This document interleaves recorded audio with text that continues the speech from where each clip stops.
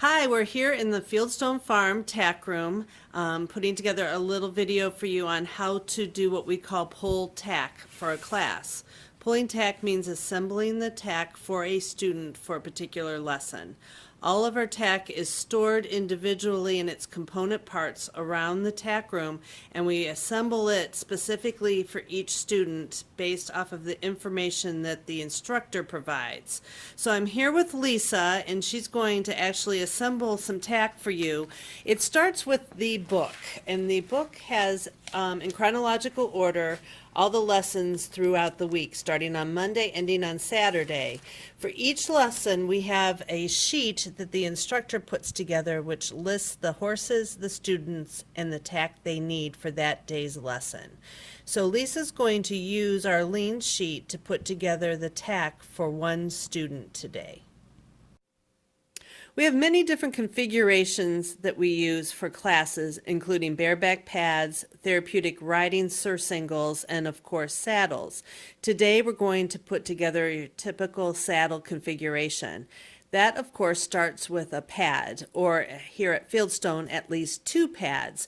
The pads are generally located in these big wooden boxes in the center of the tack room. Today we're going to use a dressage pad along with a horse's therapy pad. The therapy pads are located under the windows by the riding ring, and they are in alphabetical order, two to a cubby, with the horse's name written on the front and the back of the pad so that you can find them. We're back with Lisa, and she's going to assemble your standard saddle setup for you, starting with a dressage pad. Okay, now she's adding on a therapy pad. Each horse has a special pad with their name on it that helps them even out their back. So they can actually shim it with material in order to fill in any divots or inconsistencies in their actual back. So it's important to use that horse's individual pad along with the saddle. Next, she's going to grab a saddle and put it on top of the 2 pads. We do it in this order so that we know we have all the component parts we need. We have dressage saddles, all-purpose saddles, and jumping saddles primarily, and this appears to be a jumping saddle today. Another important component to pulling tack is the stirrups. We have always used safety stirrups so the student's foot won't slide through. We here have 2 kinds. The one on the left is a Devonshire boot, or a DEV, D-E-V for short. It's so that the student's foot won't slide through. It's like a Western stirrup. On the right is a peacock stirrup, or P for short. It has a rubber band that will actually pop, releasing the student's foot in case of an emergency. There's a technique besides popping the band to putting a stirrup on correctly so that they are safe and in the right position on the saddle. So right now she's going to demonstrate how to put a P on correctly so that you want the rubber band to be on the outside of the student's foot when they have their foot in the stirrup. So the rubber band needs to be positioned toward the front of the saddle by what is the knee roll in order to pivot it when the student puts their foot in, so that the band will be on the outside and more easily released if the student were to fall. One of the things that you want to make sure of when you start to put your stirrups on is to set up your leather the correct way. So this little tab here needs to be facing you, and then you make sure the leather is straight before you put it through the stirrup itself. And then you're going to run the end of the stirrup through this bar here. Just kind of push that up through. Some of the saddles it's a little more difficult to get through than others. This one luckily is an easy one. And once you have it through that bar, you can run the stirrup up and buckle it.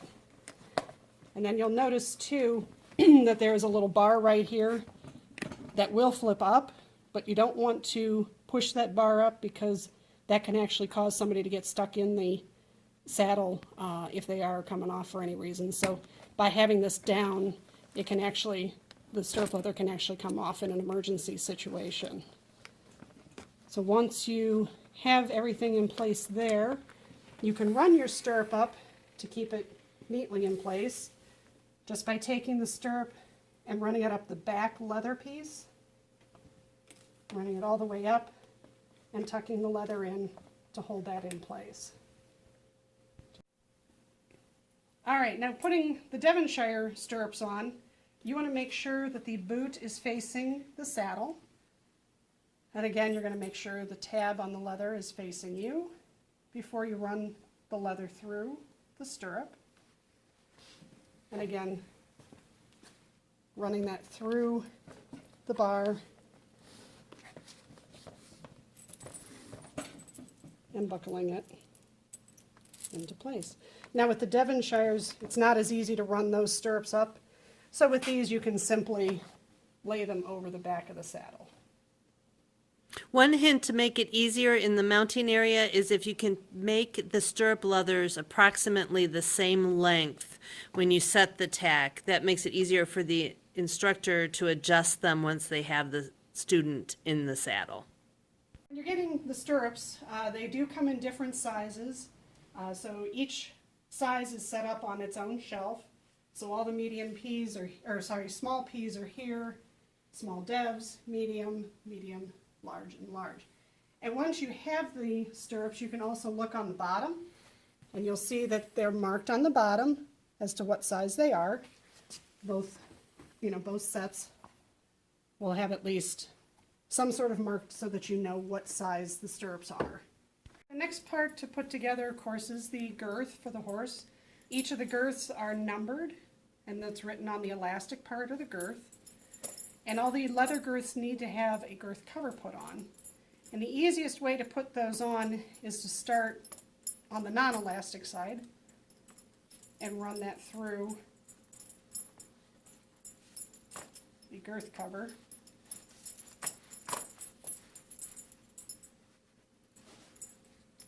It comes out the other side. There we go. And then just lay that over top of the saddle. Okay. Mm-hmm. Okay, the last two pieces that you need to complete the set for your saddle would be a set of reins. This happens to be a colored set of reins. And we just lay that over top, and then you also need a leather lead line. The reason why we use leather lead lines is if the horse were to pull this through your hand, it's not going to burn your hand like a nylon lead would. And again, that goes right on top too. We have reins in several different configurations, and they are on the wall opposite the counter in the tack room. As you can see, they come in a lot of different colors and stuff. Some of them have a fleece material that's sewn. It's like a sleeve that just goes over a set of leather or rubber rainbow reins. The colored reins come in 3 sizes. You have the regular size. You have pony reins, which actually has a little piece of white tape up by the buckle. They actually are in 2 pieces buckled together. And then we have extra long reins that have a additional segment that has been added to them for horses with very long necks or small riders on a large horse. Your instructor will decide what reins to use, but there are quite a variety that we can play with to make the student happy. Most of the time our horses ride in a bitless bridle, and those are located out in the barn by the aisleways where the horses live. Sometimes they do ride in a bridle with a bit on them. Those are located in the tack room on the wall next to the program office. Here's a wall of bitless bridles. These bridles are for the horses in this particular wing. There's another set of bitless bridles for the other wing. You always want to make sure when you pick them up that you have the right one in case somebody may have put one on the wrong hook. So you want to come over, let's say you're looking for Dodge and you see his tag, everything's alphabetical, and then you can also see that the brass plate on the bitless bridle also has his name on it, so that is the correct one. Thanks for watching today. This was just a general overview of the most basic tack that we use. We do often use variations on this theme in order to support the student's special needs. But this should give you enough information to safely and consistently pull tack for class.